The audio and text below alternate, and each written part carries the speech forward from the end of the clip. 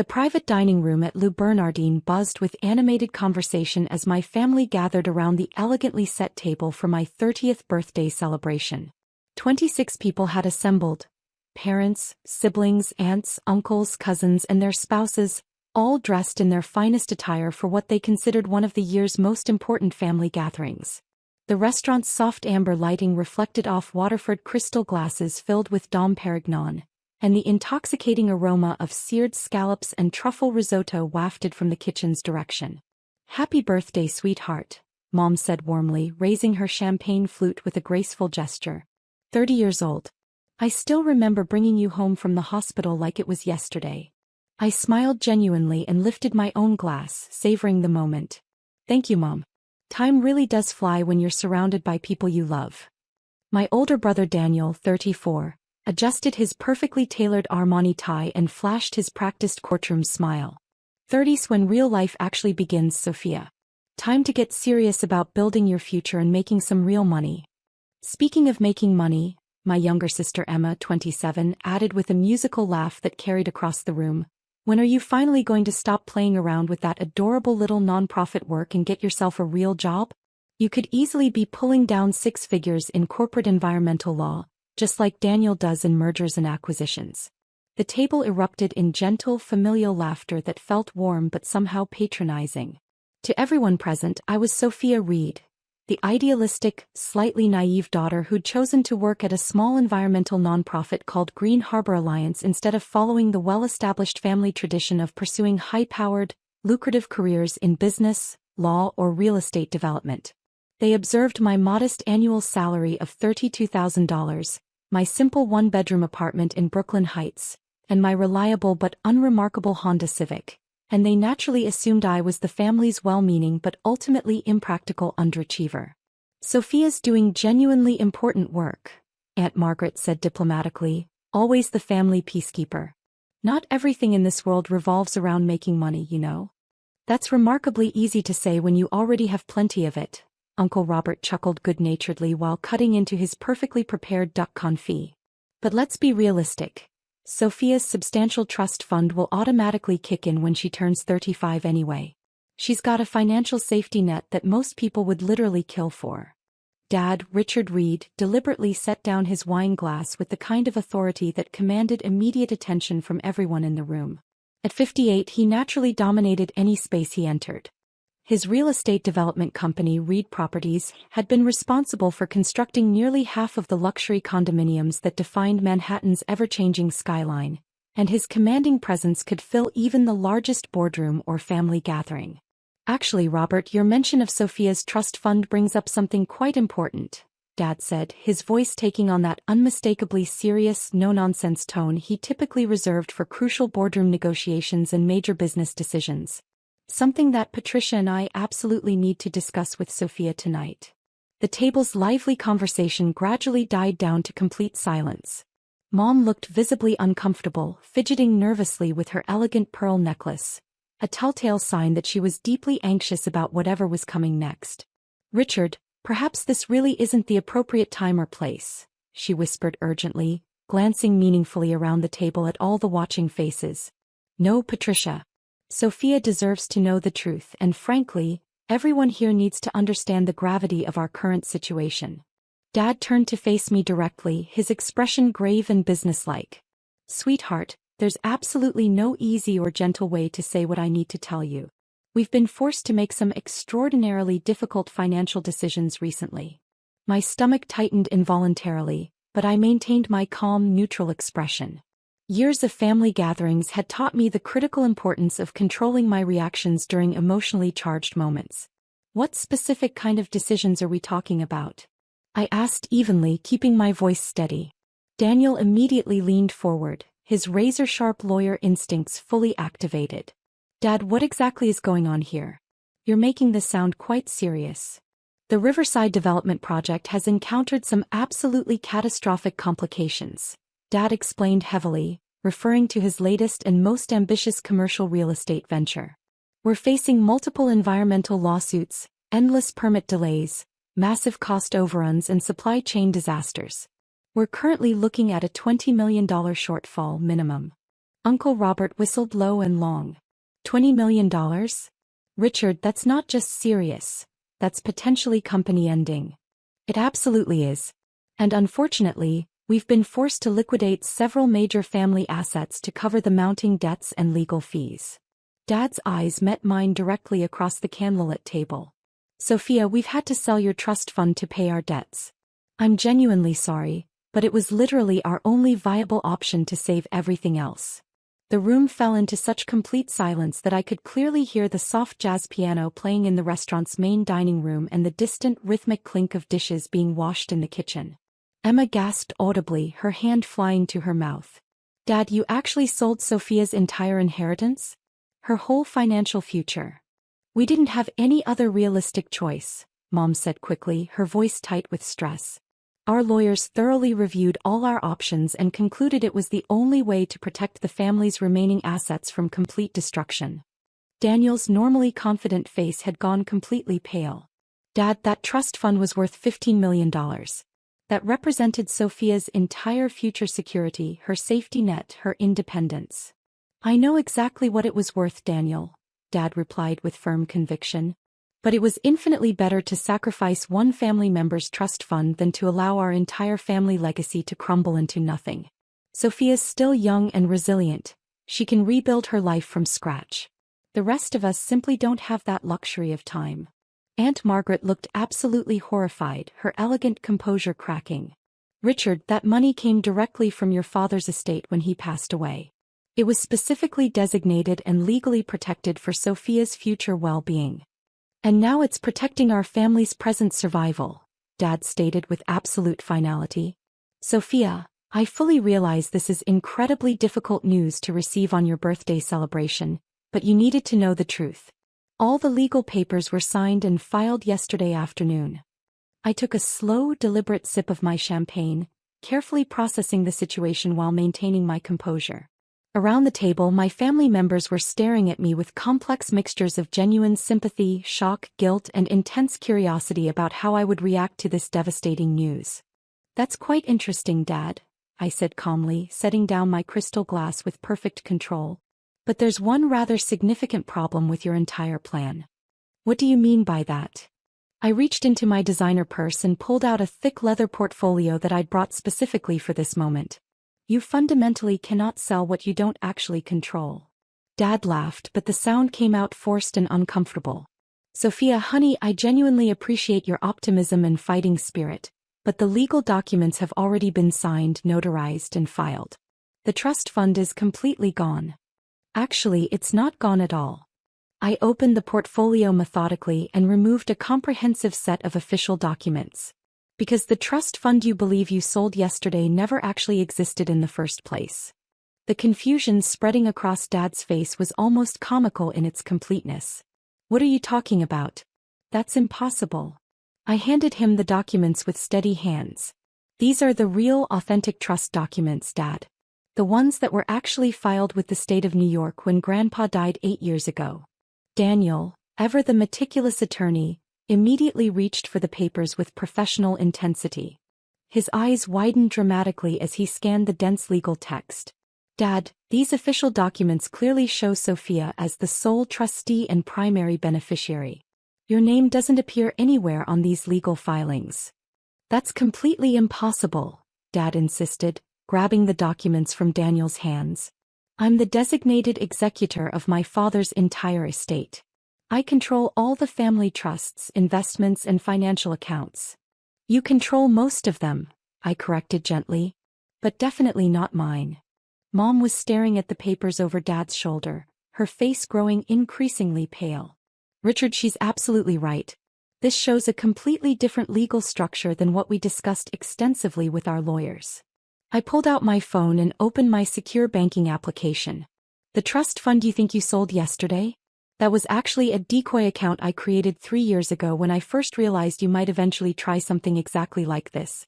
It contained precisely $50,000, just enough to make the paperwork look completely legitimate to casual observation. A decoy account? Emma asked, completely bewildered by this revelation. I opened it at the same bank with deliberately similar account numbers, and occasionally let you see monthly statements when you visited my apartment. You automatically assumed it was the real trust fund because that's exactly what you expected to see, and I never corrected your assumption. Dad's face was rapidly turning red with a mixture of embarrassment and anger. Sophia, that's fraud. You can't legally create fake financial accounts to deceive your own family. It wasn't fake in any way, Dad. It was a completely real account containing real money that I earned and deposited myself. I just never explicitly told you it wasn't the only account I possessed. I scrolled to another screen on my phone with practiced efficiency. This is the actual trust fund that Grandpa established. I held up the phone so every person at the table could clearly see the balance displayed. $847,326,450. The silence that followed was so profound it felt almost physical. Uncle Robert choked on his wine, coughing violently. Sophia, that display says $847 million. That can't possibly be correct. $847,326,450, to be completely precise. The original $15 million inheritance has been, shall we say, actively and strategically managed over the past 8 years. Daniel was staring at the phone screen like he was witnessing a supernatural phenomenon. Sophia, how is that level of growth even remotely possible? Even the most aggressive investment returns can't realistically turn $15 million into $800 million in just 8 years. You're absolutely correct. They can't when you're simply investing passively. But they definitely can when you're not just investing but actively building and creating value. I put my phone away and pulled out additional documents from my portfolio. I've spent the past 8 years creating something I believe Grandpa would be genuinely proud of. I handed Daniel a corporate filing document. Read Environmental Holdings. I'm the founder, CEO, and sole owner. Emma was reading over Daniel's shoulder, her eyes growing wider with each line. Sophia, this shows you own renewable energy companies across 12 different states. Solar farms, wind installations, geothermal projects, advanced water purification systems, and cutting-edge battery storage facilities. Everything I learned working at that supposedly little nonprofit actually helped me develop a comprehensive understanding of the environmental technology market and its enormous potential. Aunt Margaret was examining another document with intense focus. This shows you own the patents for some kind of revolutionary water filtration system? 17 different patents actually, plus 12 pending applications. My proprietary technology is currently being used in water treatment facilities across North America, Europe, and parts of Asia. That's where the majority of the $800 million came from, licensing fees and technology sales. Dad was shuffling through papers with visibly shaking hands. Sophia, these documents clearly show you've been systematically building a massive business empire for years. Why didn't you ever tell us what you were doing? Because I wanted to observe and understand who you really were when you believed I had nothing substantial to offer. I wanted to comprehensively understand whether your love and respect were fundamentally conditional on my financial success. Mom set down her champagne glass with a trembling hand. Honey, we've always loved you unconditionally. You've loved your idealized concept of me, Mom. The sweet, environmentally conscious daughter who supposedly cared more about saving polar bears than making money. But when push came to shove, you just definitively proved that you're willing to steal my inheritance to save Dad's failed business ventures without even consulting me. We weren't stealing anything, Dad protested defensively. We genuinely thought we had the complete legal right. To take my money without asking my permission? To unilaterally decide my financial future without consulting me? Dad, you just announced to 26 family members that you sold my inheritance to cover your debts. You announced it at my birthday dinner like you were sharing wonderfully good news. Daniel was still meticulously studying the documents. Sophia, according to these detailed filings, you're worth nearly $1 billion. You could have easily bailed out Dad's project without even noticing the financial impact. I absolutely could have. But I wasn't asked to help. Instead, I was simply informed that my money had been taken to fix problems I didn't create, decisions I wasn't involved in, and risks I never agreed to assume. So what happens now? Emma asked quietly, her voice barely above a whisper. I reached for my purse and pulled out one final official-looking document. Well, Emma, that depends entirely on what Dad wants to happen going forward. What do you mean? I slid the paper across the table directly to Dad. This is a comprehensive purchase agreement for Reed Development Company. I'm offering to buy your entire business for $50 million. More than enough to cover your Riverside debts and provide you with a very comfortable retirement. Dad stared at the document in disbelief. You want to purchase my company? I want to save it from complete destruction. Your environmental lawsuits are happening because you're using outdated construction methods and completely ignoring modern sustainability requirements. I can fix those problems efficiently. And if I don't want to sell to you? I shrugged casually.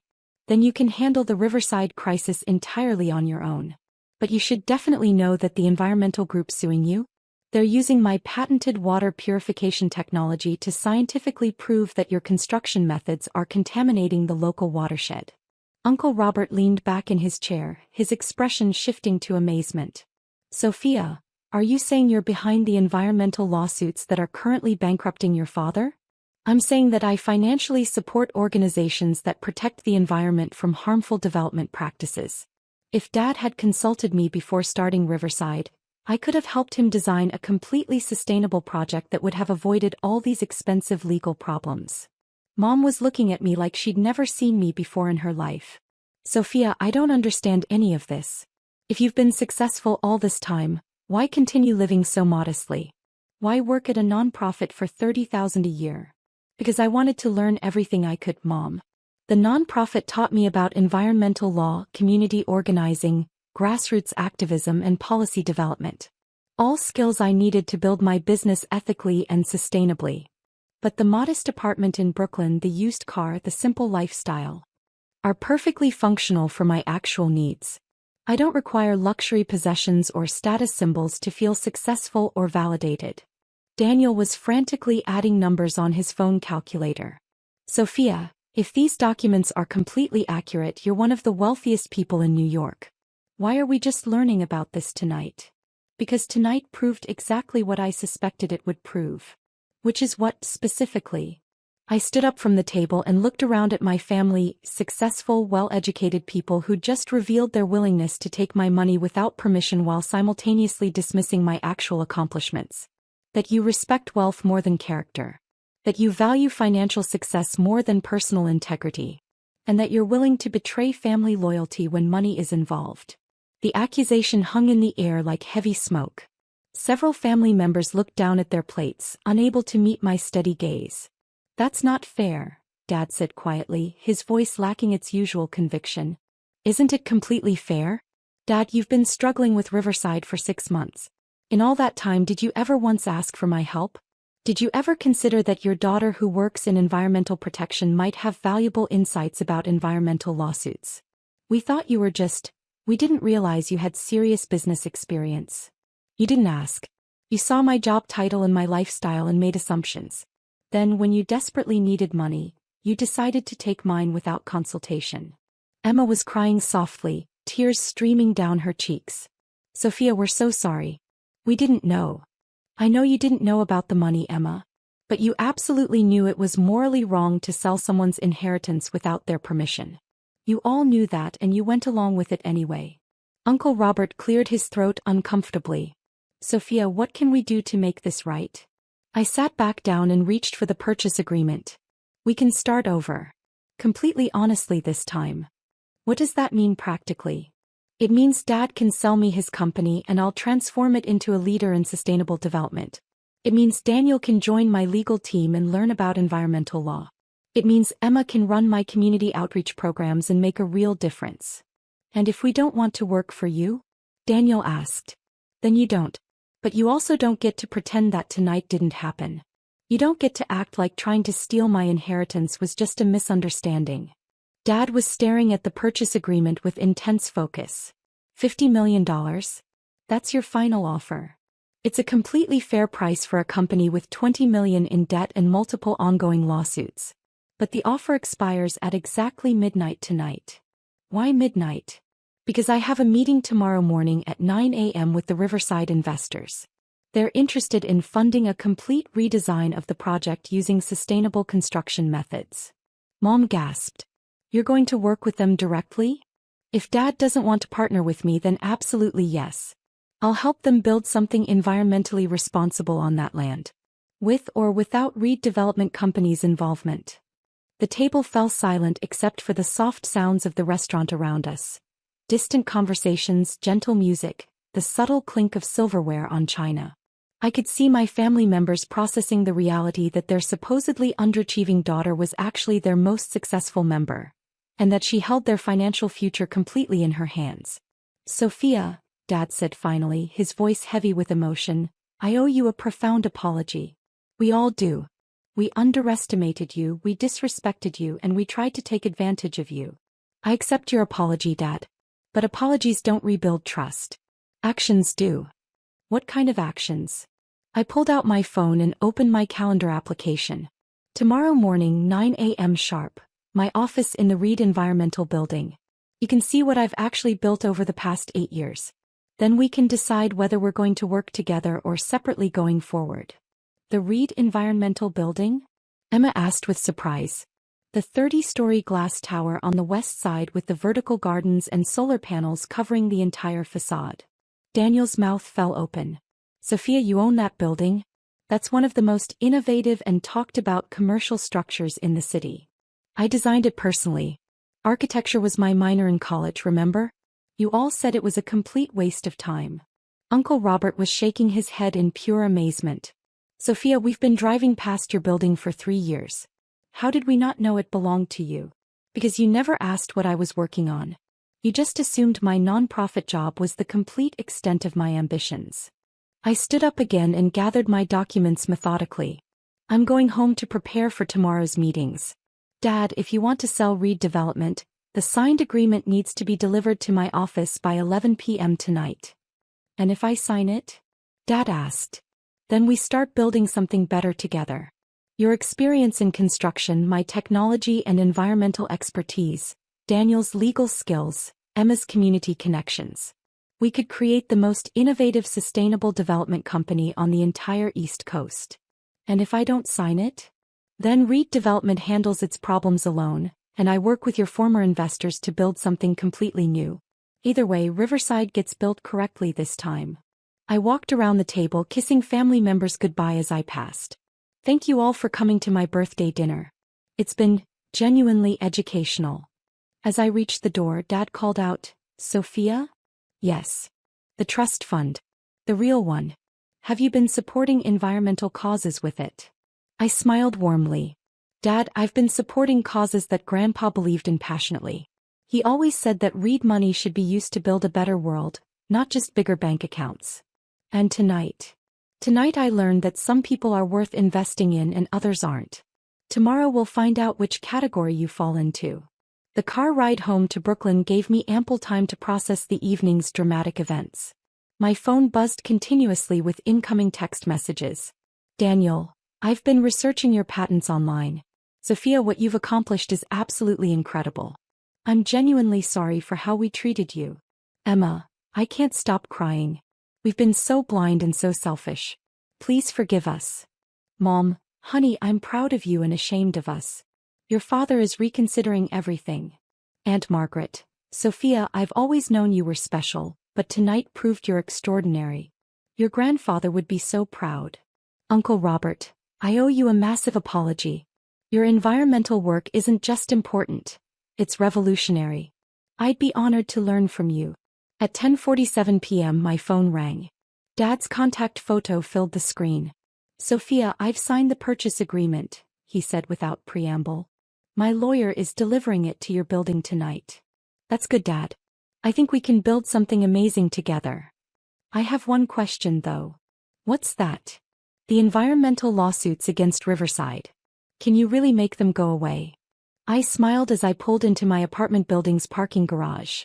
The building I'd purchased and converted to affordable housing for nonprofit workers and environmental activists. "Dad, when you own the technology they're using to measure water contamination, and when you have patents for the systems that can fix the problems, making lawsuits go away becomes much easier. You've been playing chess while we've been playing checkers, haven't you?" "I've been playing the long game, Dad. And tomorrow we start playing it together." That night, I sat in my modest apartment. My deliberately modest apartment that kept me grounded while I built an empire and planned our family's future. Sustainable development projects that could showcase Dad's construction expertise while protecting the environment. Legal strategies that could utilize Daniel's skills while advancing environmental justice. Community programs that could channel Emma's passion while building public support for green technology. For 8 years, I'd been the family's invisible environmental guardian. Starting tomorrow, I'd be their visible partner, teacher, and collaborator. The family that had tried to steal my inheritance on Sunday would be starting their real inheritance, a legacy of environmental responsibility and sustainable success, on Monday. And for the first time in years, I was excited to see what we could build together.